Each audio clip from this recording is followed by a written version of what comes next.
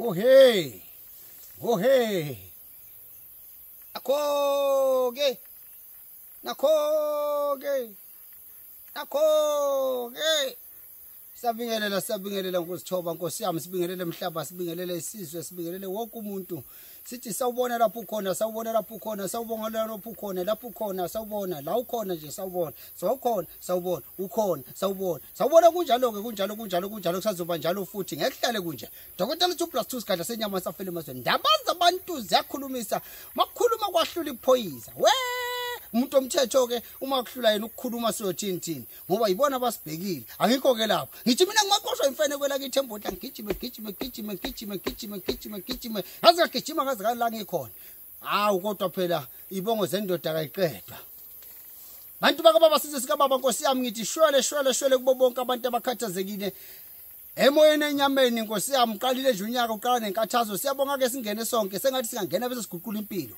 Akukuningi ke ngufisela abantu ukuthi abantu bangahlali nezinkinga. Abantu abangahlali nezinkinga, ayikho inkinga engaxazululeki. Inkinga mayingaxazululeki sukungakamtholi umuntu ongaxazulula leyo nkinga. Okanye uyamthola kanti ukuze akuxazulele udinga imali. Angithi kunjalo. Phela kunjalo kusazoba njalo futhi. Amaqiniso siwakhuluma uma ungawathandi ungayibuki le channel. Asambeni. Right. Senza kanjani ukuthi isisekelo sebandla, isisekelo sebusiness, isisekelo sempilo yakho noma semfuyo yakho kusuka wena uye kudokotela. Mawufika kudokotela ufika uthi wena mina ngifuna isisekelo somuzi wami.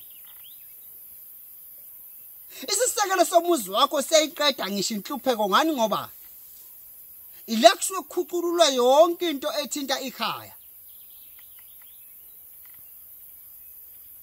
Ligeza ikhaya, lihlanjulula ikhaya, nisalele imsuku. Abantu abangayithatha into encane kancane into yokuhlambulula noma inhlambuluko noma ukuzihlambulula. Ngoba nomuntu owashonelwa indoda uyageza. Nomuntu owashonela uyageza. Nomuntu nanoma ngubani. Noma wena washonela ngosifazane uyageza kuze ungahambi namabhadi. Kukhona ezinye izinto eziqhamuka zizinhle bese zishintshe empilweni zethu ziba amabhadi. Dokotela. Ngithi mina kini asisukumeni kodwa ukusukuma kwethu. Sibambane ngempela. Silwe nenhlupheko nenkathazo. Ngoba ezinye ingozi ezizivelela empilweni yethu akuzona ingozi ezisuke zivela ngoba kufanele. Ezinye ingozi zenziwa ngabantu abathize. Ngoba ekuyiqinisa impela ukuthi imndeni yethu iyona eyayishintshe ibe ingcindezi, ilethe ingcindezi empilweni zethu. Kulonyaka ngithi mina okuhlukumeza shaya. Ukuthakatha ukuthi umusebenzi imali ungayiboni shaya. Ngimile ngisetabeni. Imvelo yethu le umhlaba wethu. Thina kumele ukuthi sizivikele thina ukuze umuntu kube uye emethuza kuwe. Akufica unuka impande zomuthi zababa zashiqula athi mekudla babele ngisho ubusuku nemini. Lapho ke kuyaphushwa phambili. Ngoba lento yokusukuma inkinga sezigcwele ibhavu. Ngeke uyiqede same day.